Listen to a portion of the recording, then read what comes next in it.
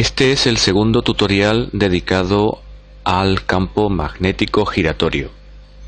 En este caso se va a analizar el campo magnético creado por una bobina de paso acortado. Es necesario tener claro las representaciones en sección transversal y en desarrollo lineal de la estructura de una máquina, vistas en el primer tutorial. En primer lugar, se hace necesario definir qué se entiende por una bobina de paso acortado. Se va a hacer esta definición apoyándose en la figura que tenemos aquí delante y que es el resultado del análisis de la estructura en el programa Maxwell. Se corresponde con la sección transversal de la misma y en ella se puede ver la posición que ocupan los conductores activos de la bobina. Como se puede ver, ahora estos conductores activos no ocupan un diámetro de el estator, como ocurría con la bobina de paso diametral, sino que los conductores se encuentran formando 90 grados. Es decir, la distancia entre el conductor que soporta la corriente de ida y el conductor que soporta la corriente de vuelta es inferior a 180 grados. Cuando esto ocurra, se dirá que la bobina es de paso acortado. En este caso, el conductor que se encuentra en la parte superior de la figura soporta la corriente entrante en el plano del dibujo y el conductor que se encuentra en la parte izquierda soporta la corriente saliente del plano del dibujo. La porción de entrehierro comprendida entre estos dos conductores y que es de menor longitud, dada los sentidos de corriente establecidos, pues soportará el campo desde el rotor hacia el estator, por lo tanto se corresponderá con una zona norte.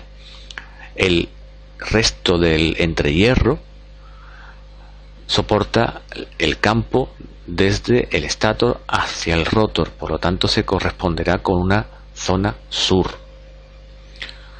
Como no hay ninguna línea de campo que se escapa por el aire a través del estator, ocurre que en la zona norte las líneas están más comprimidas, lo cual hará que el valor del vector H o del vector B en el entrehierro sea mayor que el correspondiente de la zona sur, porque ahí las líneas de campo están más separadas entre sí.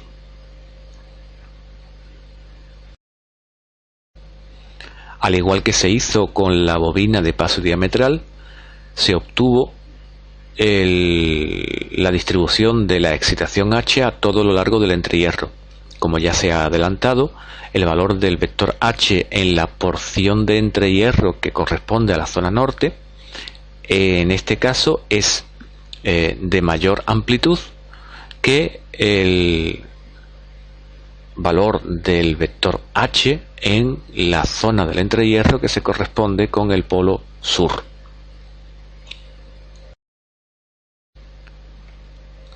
Aquí vemos un detalle de la zona comprendida alrededor del conductor que se encuentra en la zona izquierda de la sección transversal, el conductor que soporta la corriente saliente del plano del dibujo.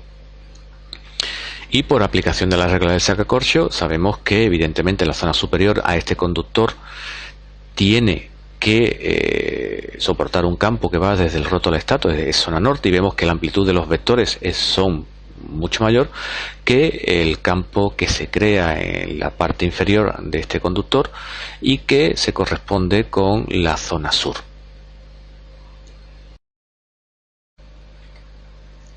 Se va a proceder ahora a demostrar de una manera cuantitativa cuánto vale la fuerza magnetomotriz que crea una estructura como la consideraran anteriormente, y para ello, en primer lugar, nos vamos a apoyar en la figura que aparece en la parte superior derecha de la transparencia. Como ya hemos dicho, vamos a tener una bobina de paso acortado, es decir, que los conductores de ida y vuelta se van a encontrar formando un ángulo inferior a 180 grados. Y concretamente esta figura representa la vista superior del desarrollo lineal de la estructura, donde hemos eliminado la parte correspondiente al estátor para poder ver, por un lado en color marrón, la bobina, y por otro lado en la parte inferior de esta se encuentra el rotor. Vamos a llamar con la letra mayúscula L a la longitud axial de la máquina, y se va a denominar con las letras L sub n y con las letras L sub s las longitudes de las partes correspondientes al entrehierro de la zona norte y de la zona sur. Evidentemente, el producto de L mayúscula por la longitud de la zona norte dará la sección que soporta el flujo norte, y el producto de L por la longitud LS dará la sección que soporta el flujo de la zona sur. Al igual que antes, vamos a suponer que la permeabilidad magnética del material ferromagnético es muy grande, lo cual conduce a que la reluctancia de las partes que están constituidas por material ferromagnético es muy pequeña. Como se dijo antes, el flujo que atraviesa la zona sur y el flujo que atraviesa la zona norte son iguales, puesto que no se escapa ninguna línea por el exterior del estátor. Como el flujo se obtiene por la ley de Ohm del circuito magnético como cociente entre la fuerza magnetomotriz y la reluctancia, tendremos que al ser los flujos en el entrehierro iguales en la zona norte y sur, se igualarán los cocientes entre fuerzas magnetomotrices de polo norte y reluctancia de la zona norte del entrehierro, y fuerzas magnetomotrices existentes en la zona sur entre la reluctancia de la zona sur de la capa de aire del entrehierro. Calculando respectivamente los valores de las reluctancias de zona norte y zona sur de la capa de entrehierro, finalmente se deduce que la relación existente entre fuerza magnetomotriz de la zona norte y fuerza magnetomotriz de la zona sur es inversamente proporcional a la razón entre las longitudes de entrehierro de estas zonas.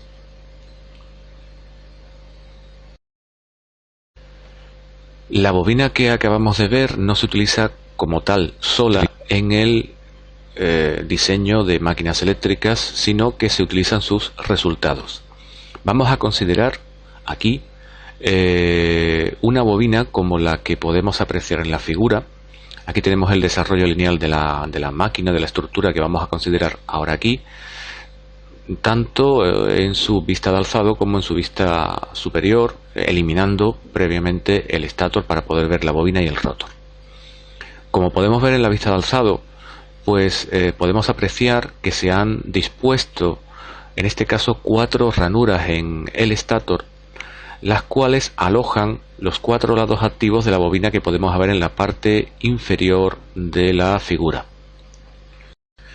Se puede considerar que la bobina que tenemos aquí está construida en base a superponer 2 bobinas de las que hemos considerado antes.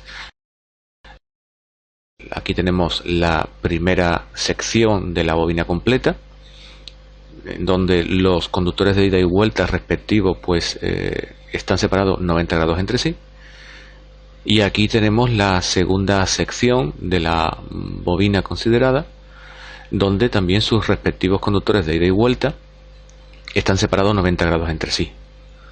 Estas 2 secciones están unidas y forman una sola bobina. Entonces podríamos hablar del número de espiras que tiene una sección y el número total de espiras de la bobina. Como las 2 secciones van a ser iguales, el número total de espiras de la bobina será 2 veces el número de espiras particular de cada una de las secciones. Desde el punto de vista analítico, la bobina está constituida, por tanto, por dos secciones, cada una de las cuales es un caso particular de la bobina estudiada al principio de este tutorial, en donde en cada una de las secciones la distancia angular entre el conductor de ida y el conductor de vuelta es de 90 grados. Por lo tanto, en este caso particular, cada una de las secciones, la longitud de entrehierro de la zona norte será la cuarta parte de la longitud del entrehierro de la total, y la longitud del entrehierro de la zona sur será 3/4 partes de la longitud del entrehierro total. Aplicando la relación obtenida anteriormente, se puede llegar a comprobar de que la fuerza magnetomotriz bajo el polo norte es igual a 3 veces la fuerza magnetomotriz bajo el polo sur en cada una de las secciones consideradas. Para cada una de las secciones consideradas se tiene que cumplir que la suma de fuerzas magnetomotrices de la zona norte y zona sur tiene que ser igual a el producto del número de espiras de esa sección por la intensidad que la atraviesa. Por lo tanto, se pueden llegar a expresar las fuerzas magnetomotrices en cada una de las dos zonas en función del número de espiras de la sección y de la intensidad. Para el caso de la zona norte, la fuerza magnetomotriz en dicha zona del entrehierro será 3/4 partes del producto del número de espiras de la sección por la intensidad. Y para la zona sur será la cuarta parte del producto del número de espiras de la sección por la intensidad, con signo negativo.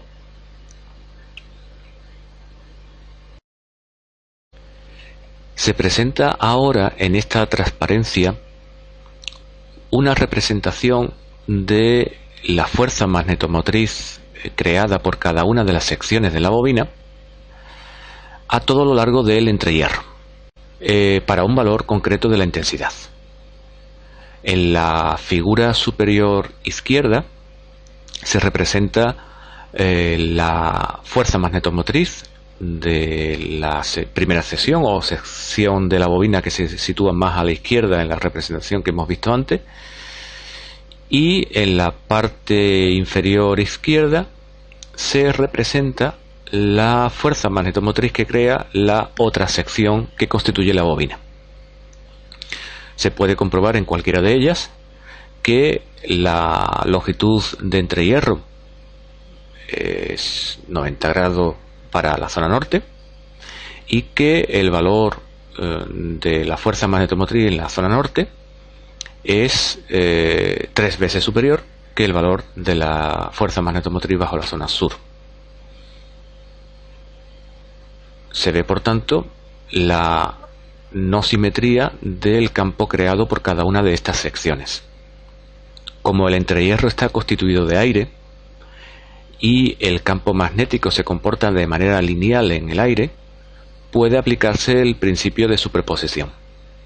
Y para obtener el campo magnético, o en este caso la fuerza magnetomotriz existente en el entrehierro de la bobina total, se recurre a sumar ambas gráficas. El resultado se obtiene o se presenta en la figura superior derecha. Se comprueba que se obtiene una fuerza magnetomotriz cuya forma de onda es cuadrada y que por tanto se obtienen dos zonas nortes y dos zonas sur. Además, se comprueba que la amplitud de la zona norte y la amplitud de la zona sur, de signo contrario, pero son iguales. Se dice que en el entrehierro de la máquina se han creado dos pares de polos y el número de pares de polos creado en el entrehierro de la máquina va a serle asignado la letra P minúscula. Por lo tanto, se dice aquí que P es igual a 2.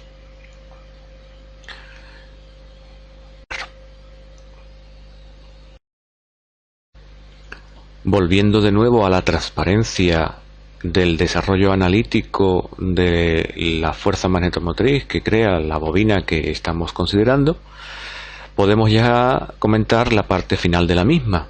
Es decir, para una bobina completa de paso acortado que genera 4 polos en el entrehierro, es decir que P vale 2, el número de espiras totales de la bobina es igual a 2 veces el número de espiras de cada una de las secciones particulares, porque se construye de manera simétrica, entonces para cada sección la fuerza magnetomotriz bajo polo norte que se crea es igual a 3 veces el número de espiras totales por la intensidad partido por 8. Y la fuerza magnetomotriz bajo polo sur es igual a menos un octavo del número de espiras totales por la intensidad.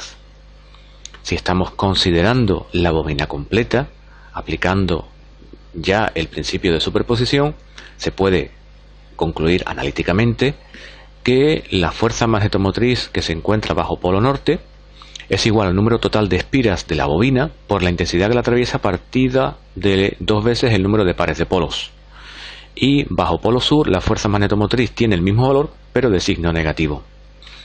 Se ve por tanto que esta bobina, constituida por 2 secciones iguales, crea una fuerza magnetomotriz que es P veces más pequeña que la bobina de paso diametral. Se vuelve a la representación de la fuerza magnetomotriz a lo largo del entrehierro para introducir un último concepto. Como se puede comprobar en la gráfica de la parte superior derecha, que corresponde a la fuerza magnetomotriz total, aparece 2 veces la forma de onda. Es decir, aparece repetida 2 veces la forma de onda de la fuerza magnetomotriz. Como ya hemos dicho, aparecen 2 polos norte y 2 polos sur.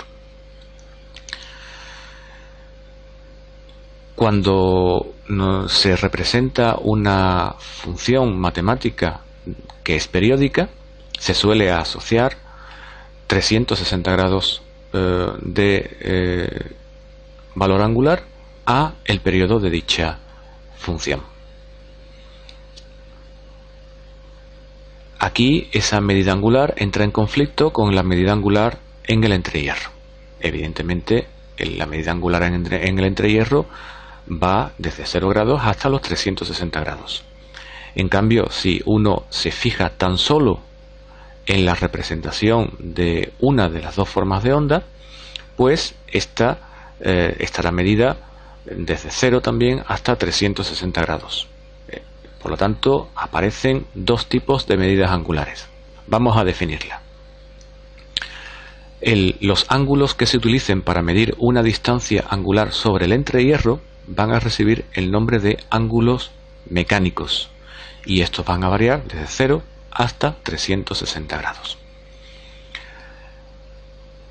Cuando se quiera hacer referencia a una distancia angular medida sobre la forma de onda de la fuerza magnetomotriz, pues evidentemente se hará referencia mediante una distancia angular que variará entre 0 y 360 grados.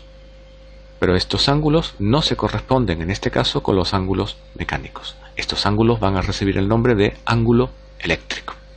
Se puede llegar a la conclusión de que un ángulo eléctrico se obtiene multiplicando el número de pares de polos que existe en la máquina por el ángulo mecánico correspondiente. Vamos a fijarnos concretamente en una de las 2 formas de onda. Sobre el entrehierro, una forma de onda cuadrada de fuerza magnetomotriz ocupa 180 grados mecánicos. Una forma de onda completa de fuerza magnetomotriz se corresponde con 360 grados eléctricos. Evidentemente se cumple que si multiplicamos la distancia que ocupa la forma de onda, 180 grados mecánicos, por el número de pares de polo, nos da los grados eléctricos de la forma de onda. Si se desea obtener el desarrollo de Fourier de la fuerza magnetomotriz total en el entrehierro, la operación es bastante sencilla considerando todo lo anterior. En primer lugar, vemos que se trata de una onda de tipo cuadrado. Por lo tanto, la expresión correspondiente al desarrollo de Fourier será exactamente el mismo, pero con unas consideraciones a tener en cuenta. Concretamente 2. En primer lugar, hay que tener en cuenta que tiene que aparecer el número de pares de polos dividiendo al producto n por i. Y evidentemente también se tiene que tener en cuenta que toda referencia a un ángulo dentro del desarrollo en serie de Fourier, pues se hará siempre referencia a un ángulo eléctrico, es decir, a un ángulo referido a la representación de la forma de onda. Por lo tanto, aquí vemos las dos expresiones de los desarrollos de Fourier. A la parte de arriba vemos la que ya se comentó en el primer tutorial, la correspondiente a la bobina de paso diametral, y abajo vemos la correspondiente a la bobina de paso acortado, donde explícitamente se indican que el ángulo es eléctrico mediante la letra E en el superíndice y aparece dividido el producto n por i por el número de pares de polos. En esencia es la misma expresión, puesto que el número de pares de polos para la bobina de paso diametral es 1, pero aquí explícitamente ya aparece el valor de P. Si se desea obtener la componente fundamental, pues evidentemente resulta de la misma forma matemática con las consideraciones que ya se han comentado de P y de ángulo eléctrico. Al igual que se hizo en el primer tutorial, se va a mostrar aquí cómo evoluciona la fuerza magnetomotriz en el entrehierro cuando la corriente inyectada por la bobina varía de forma senoidal. En la imagen que tenemos aquí, en la parte superior izquierda, vamos a representar la fuerza magnetomotriz creada por la sección que se encuentra más a la izquierda en el desarrollo lineal de la bobina. Aquí tenemos la posición angular de los conductores, el de ida y el de vuelta. En la parte inferior izquierda vamos a representar el campo, la fuerza magnetomotriz concretamente, creada solo por la sección segunda, donde aquí tenemos el conductor de ida y el conductor de vuelta correspondiente. Y aquí en la parte superior derecha vamos a representar la fuerza magnetomotriz total. Como ya se ha comentado, esta función va a ser la composición de esta más esta otra. Al igual que ocurría en el primer tutorial, vamos a indicar con una cruz roja la evolución de los valores instantáneos de la intensidad a medida que vayamos pulsando la tecla Enter. Comenzamos la simulación y vamos incrementando el valor de la intensidad inyectada en la bobina, como se puede ver por el movimiento del cursor en la representación de la intensidad, y vamos comprobando cómo cada sección va creando un polo norte y un polo sur en el entrehierro, donde el polo norte para cualquier valor de intensidad siempre va a ser 3 veces más grande que el polo sur correspondiente, como se puede ver aquí y aquí, y en todo instante la composición de ambos fuerzas magnetomotrices va a dar una fuerza magnetomotriz total constituida por 4 polos, 2 polos norte y 2 polos sur. Cuando la corriente llegue al valor máximo,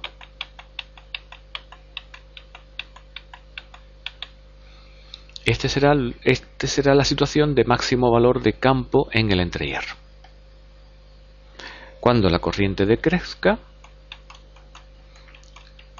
el campo creado por la bobina va decreciendo hasta que se vuelve a hacer cero cuando la corriente de excitación es nula. Cuando la corriente empieza a evolucionar en el semiciclo negativo, el campo crece, pero ahora en la zona donde teníamos un norte, por ejemplo en la sección de la izquierda, ahora vamos a tener un sur, y en el resto del entrehierro esta sección va a crear un norte. Lo mismo va a ocurrir con la segunda sección, es decir, las zonas se intercambian en valor, pero en las resultantes seguimos teniendo 2 polos norte y 2 polos sur. Esta sería la situación para un valor máximo negativo. En esta representación no se ha recurrido a facilitar el desarrollo en serie de Fourier, puesto que sería el mismo, dado que lo que habría que analizar sería 360 grados eléctricos o 180 grados mecánicos, y por lo tanto sería ya redundante la información que se está dando.